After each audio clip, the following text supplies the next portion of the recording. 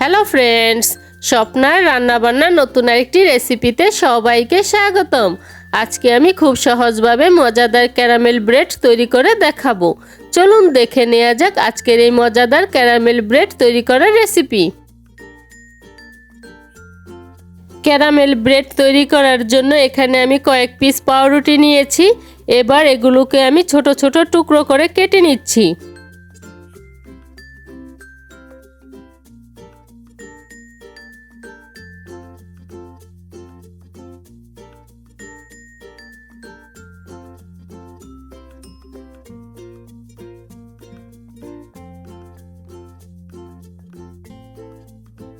সবগুলো ব্রেডই আমি ছোট ছোট টুকরো করে কেটে নিয়েছি।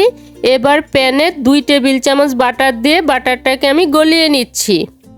এখানে আমি বাটার দিয়েছি, তবে বাটারের পরিবর্তে তেল অথবা ঘি দিয়েও এটা তৈরি করতে পারেন।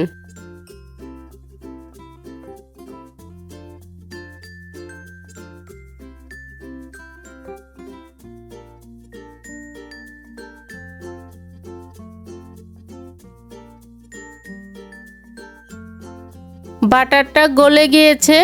এবার এর মধ্যে কেটে রাখা ব্রেডের টুকরোগুলো দিয়ে এগুলোকে আমি লালচে করে ভেজে নিচ্ছি।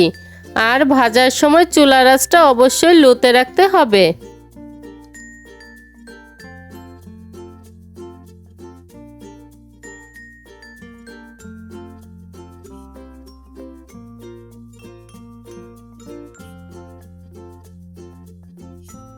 প্রায় 8 থেকে 10 মিনিট লো আঁচে ভেজে নেওয়ার পর ব্রেডের টুকরোগুলো লালচে হয়ে গিয়েছে এবং মচমচে হয়ে গিয়েছে।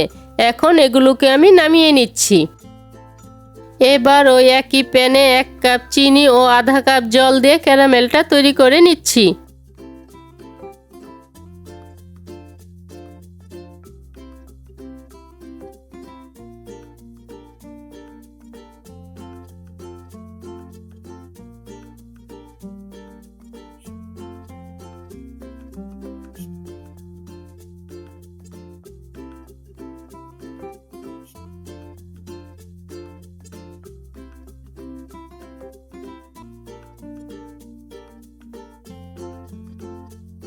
কিছুক্ষণ জাল করে নেওয়ার পর ক্যারামেলটা তৈরি হয়েছে কিনা তা আঙ্গুলের সাহায্যে দেখে নিচ্ছি।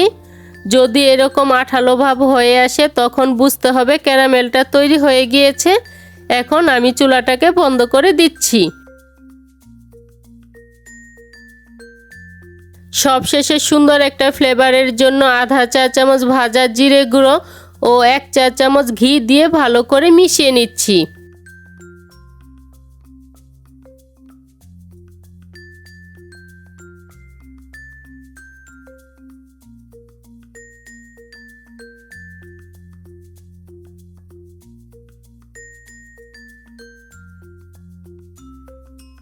সবশেষে এর উপর ভেজে রাখা ব্রেডের টুকরোগুলো ভালো করে মিশিয়ে এটাকে আমি নামিয়ে নিচ্ছি।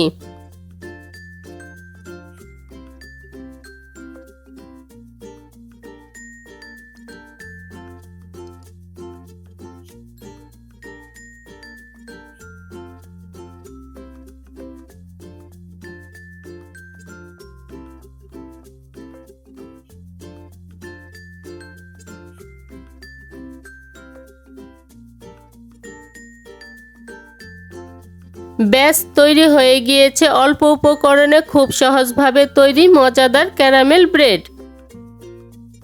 আজকের এই সহজভাবে তৈরি ক্যারামেল ব্রেডের রেসিপিটি যদি ভালো লেগে থাকে তাহলে স্বপ্নার রান্নাবান্না চ্যানেলটি সাবস্ক্রাইব করে পাশে থাকা বেল আইকনে প্রেস করতে ভুলবেন না।